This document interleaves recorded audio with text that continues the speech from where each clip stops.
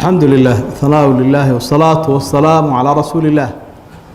وعلى آله وأصحابه وسلم تسليما كثيرا. أما بعد، إخواني في الله، السلام عليكم ورحمة الله وبركاته. ورمضان ونكسن يسلنا العصب الله ينقى قبله. انتي نقى لمتين الله منحرست، انتي نقى بكتنا الله عافيه. dadka muslimiintii meel ay joogaanba waa fursad ilaahay uu nasiiyay mar kale oo sanadkana oo walaalaheenii dhintay aanay helin ee maalin walba aynu arkayna tacsida hebel la tacsiyeynayo heblaayo la tacsiyeynayo aad bay u badatay 10 bay noogu filantay arrintaas. camalkaynu sahay qaadanaynana waa kan aynu fadhino, hadduu yahay cilmiga aynu isu sheegayno iyo hadduu yahay cibaadadan kale aynu gudanaynaba. kelmadeenu waqtigan duhurkii 15 mir bay ahaan doontaa insha Allah. isbuuciina way qaybsanaan doontaa. waqtiyada qaarkood waxaynu ka dhigi doonaa wiigan hore axkaamta bisha Ramadaan ilaa 7 mas'alo oo la xidhiidha soomka baynu wiigan hore ku soo bandhig insha Allah, si qofku cilmi ugu yeesho oo cibaadadu haddaan cilmi lahayn macna ma yeelato ama way ka xumaataa qofka. wiiga ku xiga insha Allah waxaynu qaadan doonaa muxaadaraad kala duwan iyo soomka iyo salaada iyo xajka iyo qaybaha arkaanu islaamka iyo iimaanka. saadaradeed waxaynu ku dheeraan maynaa sahay cilmi ayuunbaynu ka dhigi doonaa oo kolba waxaynu islaano fataawihiina way dhex socon doonaan oo wiiga barhkii qayb baa noqon doona inaynu wala wixii dadku ay tabanayaan aynu wax ka jawaabno. ugu horeyn waxa aynu ogsoonahay adduunka waxaynu u joognaa ilaahay noo abuuray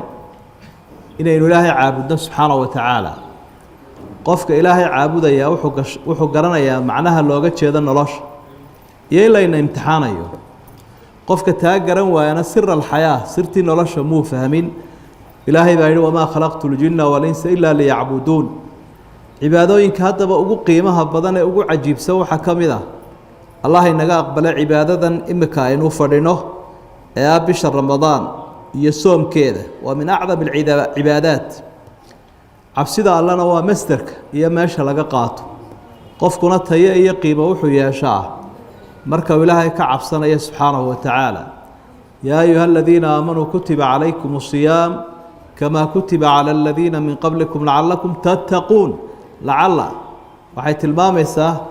waa wax laynaga rajaynayo lagu sababeeyey soomkeena. soomka sidoo kale ilaahay wuu ina jeclaysiiyey, raqabanaa fiih, wuu inagu abaabulay oo wuu ina jeclaysiiyey. markaasaa wuxuu ilaahay leeyahay wa an tasuumuu khayrun lakum. inaad soontaan iyo inaad iska daysaan wax la simi kara maahee inaad soontaan baa idin khayr badan buu ilaahay leeyahay. cidda inala hadlaysaa waa ayo? waa ilaahay ina abuuray subxaanahu wa tacaala. isagaa danteena garanayo inoo dooraya. wakadalik arshadanaa ilaa shukrihi calaa haadihi alfariida. wuxuu sidoo kale inagu abaabulay inaynu ilaahay subxaanahu wa tacaala ugu mahadnaqno nicmadaa uu ina waafajiyey. walitukabiru llaha calaa maa hadaakum walacalakum tashkuruun. ilaahay baa idin waafajiyey nicmadaas iyo hanuunka ah, waxaa la doonaya inaad ku mahadnaqdaan. sidoo kale waxababahu ilayna wakhafafa cana lianlaa yahqula cala annufuus. wuxuu inoo tilmaamay cibaadadan haynagu waajibiyo tijaabo ha ahaato balse inay inoo fududahay oonay culays lahayn. markaasaa ilaahay wuxuu uhi ayaaman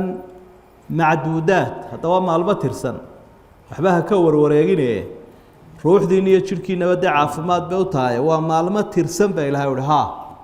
maanta way bilaabantay. waxaad arki doontaa ayaamo yar kadib adigoo shaqaynaya dhaadhacday oo 15kii hore la dhaafay. sidaa u soconaysaabuu cimrigeennuna u soconayaa. markaa waxaa ilaahay uu ku fududaynayaa markuu waa tiro yar, waa tiro yaroon badnayn marka loo eego 12kii biloode kale eed 11 lagu fasaxay, bishanna lagu yidhi bal hadda nafta yara carbi. waxaa sidoo kale rabbi subxaanahu wa tacaala uu inoo tilmaamay waxyaabaha inoo fududaynaya waxaa ka mid ah ama cibaadadan aan lagaga caban karaynin qofkay ku adkaato waaba laga fududeeyeyba. cibaadadu lahaa mashaqa caadiya cibaadadu waxay leedahay xoogaa mashaqo iska caadi oo la kari karo oo daynta adoonnimadaada lagu tijaabinaya mashqac yaroo layna yaro gelinayo wey bal inaad ogosho inaad ilaahay addoon u noqoto iyo in kale cunadaadii iyo cabiddaadii iyo wixii aad jeceshahay oo dhan inaad ilaahay daraadday u daynaysiiyo inay naftu ku addoonsanayso marka haddii mashaqadaasi ay khayru caadi noqoto oo awoodeennii ay dhaafto waxalla wixii cibaado aba taysiir baa yimaada oo qawaacidka shareecadeenna waxaa ka mid a qaacido odhanaysa almashaqatu tajlibu taysiir mashaqada qofka ku timaadaa fudayd bay keentaa soomkii baad kari weyday mashaqaa kugu timi qofkii ku timi waa laga fududeeyey cibaadadii salaadiiba ayaa ku cuslaatay waa laga fududeeyo sidaad u karta baa layihi isku wada dar cibaadooyinka o dhan oo cibaadada dadka muslimiinta ilaahay uu ku waajibiyey nooca gaarka ay leedahay weeye haddaba cibaadada waxaasoo dhami uu ku jiro ee ilaahay subxaana wa tacaala intaasoo siyoodii inoogu abaabulay ma mudna in la fududaysto ilaahayna in lagu gacan saydho ma mudna sidaa daraaddeed si ay cibaadadaasi mug iyo miisaan u yeelato cibaado macaan oo ilaahay uu ka raaliyaho qiyaamaha aynu ku faraxno ay u yeelato aqooni waa muhiim camalku cilmi buu u baahan yahi oo inaga aragno camal kastoo adduunyada la qabanayo qofka loo diraya waxaa la yahay muxuu cilmi u leeyahay laba arrimood baa loo eegaa muxuu khibrad u leeyahay iyo muxuu cilmi u leeyahay cilmigiisu xataa kii nadariga ah hadduu yahay ee tadbiiqigii aanu weli gaadhin waxaa la yidhaahdaa qofkani aqoontii uu leeyahy laakiin ma la soo qabsaday waxaa la doonaya inuu itqaan yimaado oo shaqadii camalkii la hagaajiyo waa camalkii dunyawigaha camalkii diiniga ahaana maxaad u malaysay ilaahay loogu dhowaanayay subxaana wa tacaala marka masalada koobaad aynu sheegi lahay waxa weye soom maxaa la yidhaahdaa soomku waxa weeyaan alimsaaku cani lmuftiraati fii nahaari ramadaana biniyati siyaam sharci ahaan marka la eego ta luqada kama hadlayno oo luqadu waxa weeye qofkii oo iska daaya cunada amaba iska daaya wax uu samayn lahaa maryamo bintu cimraan markii lagu buuqay ee dadka qaarkoodna ay qadfeen waxay leedahay innii nadartu lilraxmaani sawman falan ukalima alyowma insiyan anugu maanta soom baan nadarku galay soomkaasina waa hadalkan ka aamusaya marka hadalkii oo laga aamusaa soom noqotay laakiin xagga sharciga waxa weeye inuu qofku cunadii iyo cabidii wixii jebinaya oo dhan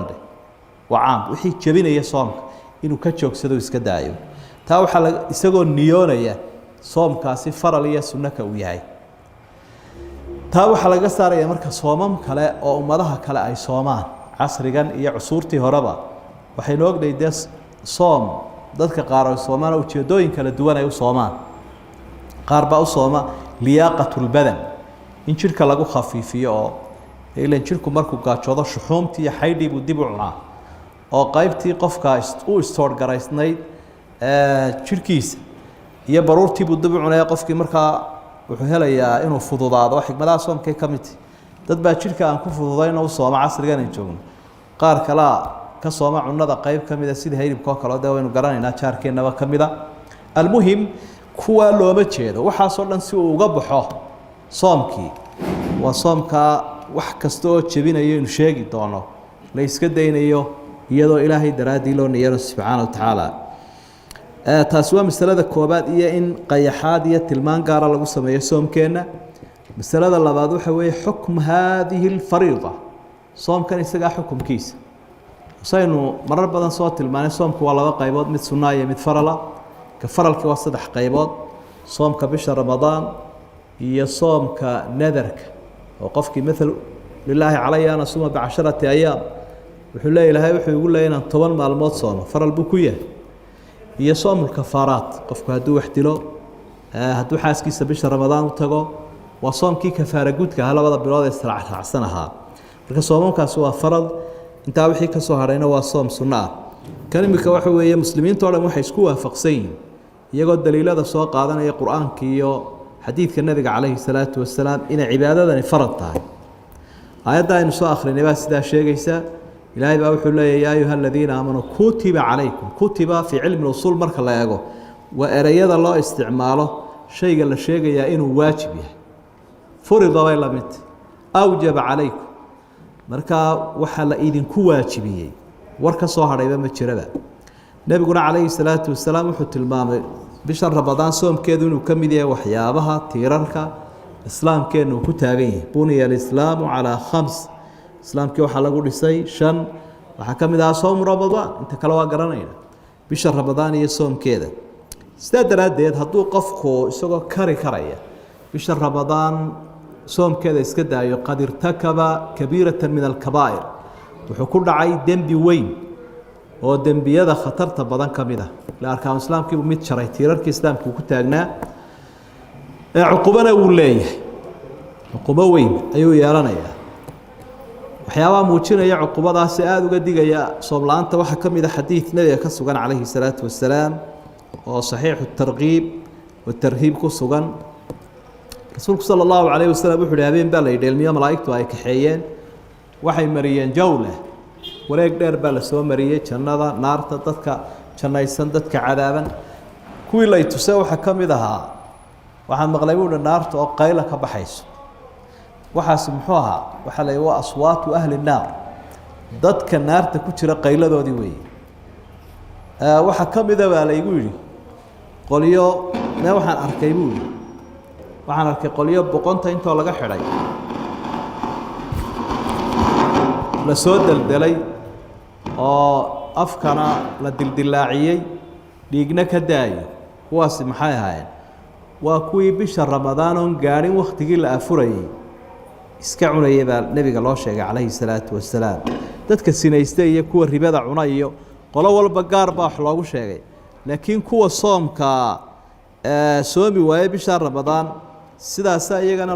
loogu ciqaabaya cadaab qabrigaana ay u marayaan waxa xaafid الذهبي رحمه الله وليه markuu masalada ka hadlayo عند المسلمين مقرر على أن من ترك صوم رمضان من غير عذر أنه شر من الزاني ومدمن الخمر مسلمين تأكتوا لو حسوقان بالله قفك خمر عبا يي كاس سنيسان يين وكدرين قفك صومي واي تصالح النور نوضي منافق نمنا والين وكانوا يظنون به الزندقة والانحلال لماذا قاركودنا waxay oran jireen qofkaasi waa nooc munaafiqnimo baa ku jirta sidoo kale haduu xaraanta xalaashado oo yiraahdo dadkani way iska daalayaan oo iska gaajoonayaan bishani wax la cunaa waa xalaal tii aayaadkan uu beeniyo ahadiithtan uu beeniyo diinta islaamka uu ka baxay saadaradeed waa ku ridoobaya diintu kaga durkaya sababku walaalayaal wuxuu leeyahay waxyaabo badan oo aad u fadli badan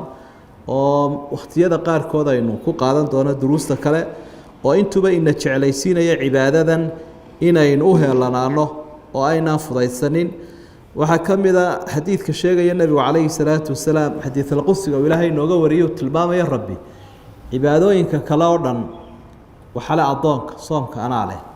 wa ana ajzi bihi maxay sheegaysaa cibaadooyinka oo dhan ilaahay baa wada leh laakiin khaas yeelida ilaahay si gaar ah u khaas yeelay waxay sheegaysaa in ajrigiisu uu dheeraad leeyahay oo